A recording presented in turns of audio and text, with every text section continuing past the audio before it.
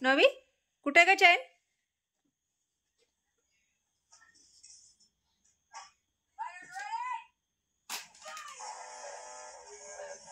तिला दिसते ना नमस्कार मंडळी, मी सीमा चॅनलमध्ये आपल्या सर्वांचं पुन्हा एकदा नव्याने स्वागत आहे। स्टॉलवर आली होती, आता घरी निघाली आहे। चैतन्य जेवण करून आलेला आहे, तर आता मी निघाली आहे पाचवडला। ज्या मोठ्या मूर्ती मी तुम्हाला सांगते 2-3 दिवस झालं, तर त्या मूर्तींना आजपासून मी सुरुवात करते।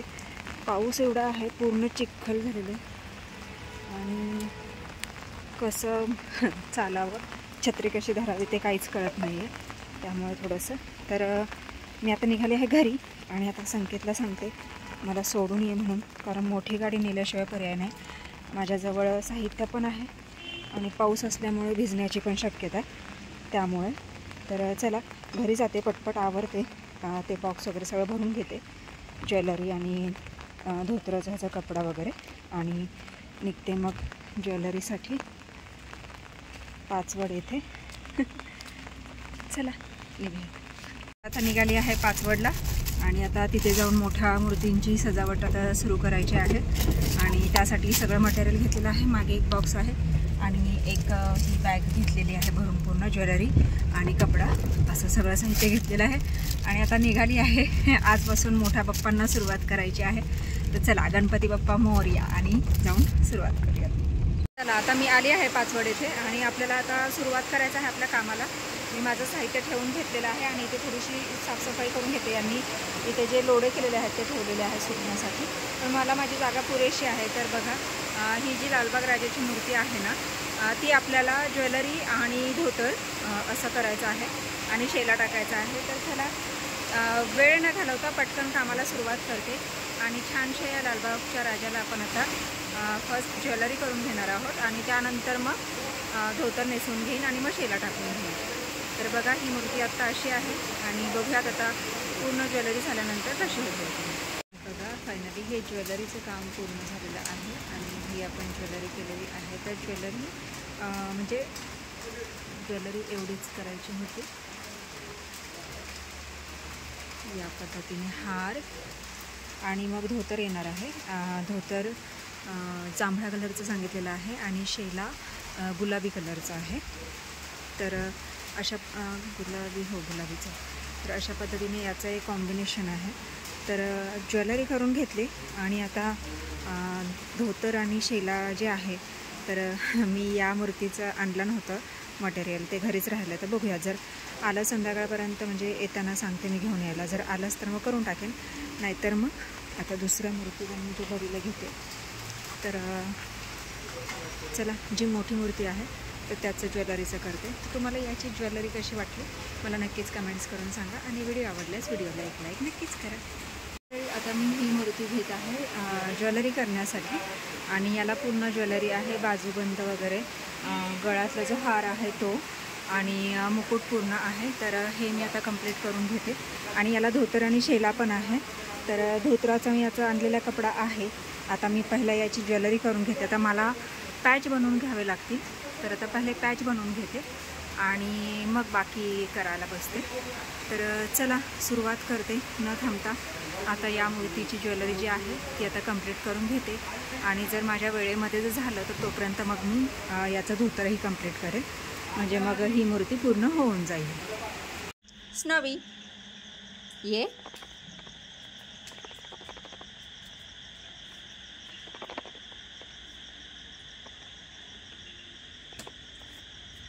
ये, आली आली आली आली हेलो बर्ड।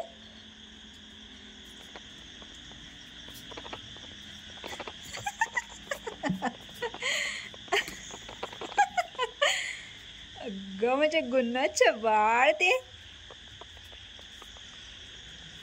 बघू बघू, आहा खरं बघा आमच्या स्नोवीच्या नखरा बघा। अरे पळालं, ही बघा चुचुंदरी। दमलीस तू पळून पळून, दमली? मारू,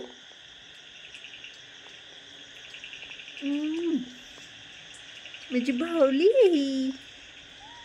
हॅलो स्नो, इकडे एकदा हाय कर सगळ्यांना हाय. नाही बरं सोडा. जेवण झालेलं आहे आणि स्नोवीची मस्ती तुम्ही आत्ता पाहिलीच आहे. तिला तर काय नुसतं दंगाच करायला लागतो.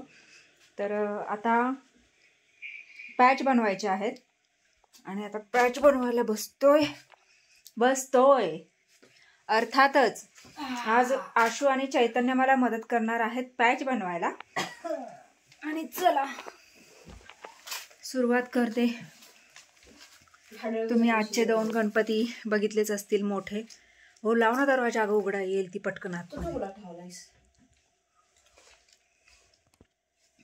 दुसऱ्या गणपतीचा तुम्ही लोक आलात त्यामुळे माझा व्हिडिओ घ्यायचा राहिला. असं मी तुम्हाला उद्या गेल्यानंतर दाखवते. त्याची पण हाफ ज्वेलरी झालेली आहे आणि बाकी राहिलेली मग आता उद्या गेल्यावर करेन. आणि मग दोन्ही याला धोतर आणि शेला कंप्लीट करून टाकेन.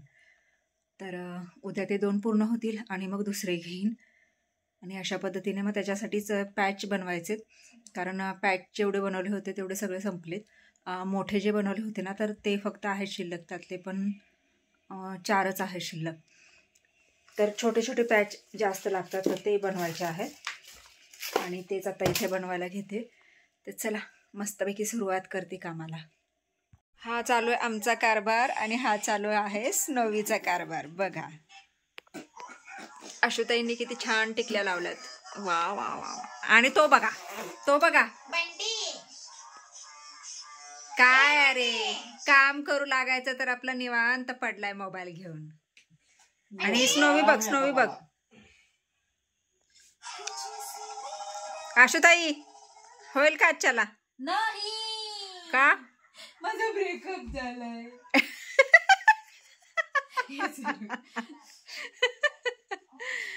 नाही होणार. इकडे स्नोवी चला बाबा पूर्ण करायचं आहे हे सगळं. स्नोवी कुठे का चैन?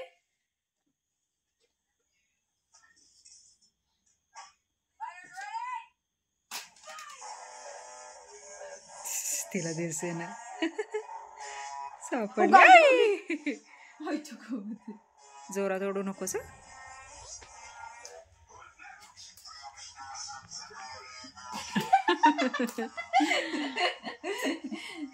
दरवाजा उघडल्यात ते. अगं दरवाजा उद्याच उघडल्यात ना. तू काय नाही उद्या काय व्हिडिओ काढायचा शांत बस.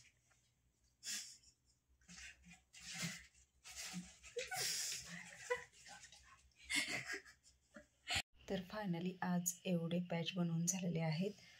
हे मी केलेले आहेत, हे सुद्धा मी बनवलेले आहेत आणि हे सुद्धा. तर हे तिन्ही पण मी बनवलेले आहेत. आणि आत्ता 1:15 वाजला आहे. आत्ता माझं इथपर्यंत झालेलं आहे पण मी आता स्टॉप करते. आणि आशूने आज मला मदत केलेली आहे तर मी तुम्हाला दाखवते आशूने केलेले पॅच, जे की मला आवडलेले नाही आहेत पण असं त्यात केलेत म्हणायला काय हरकत नाही आहे. तर हे मला का नाही आवडले तर मी तुम्हाला दाखवते. कामाचं फिनिशिंग बघा. हे मी केलेले पॅच आहेत आणि हे आशूने केलेले पॅच आहेत.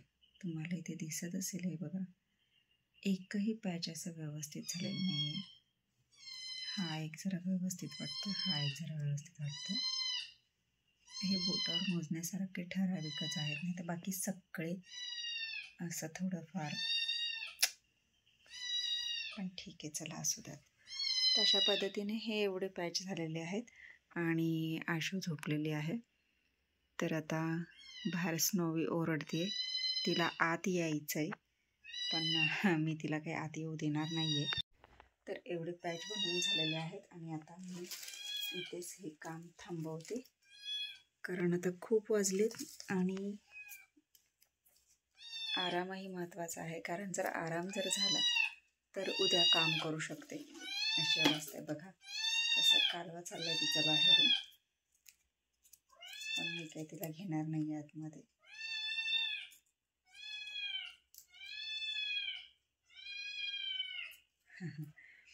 तर असो इथपर्यंत झालेलं आहे आणि आता मी ते स्टॉप करते.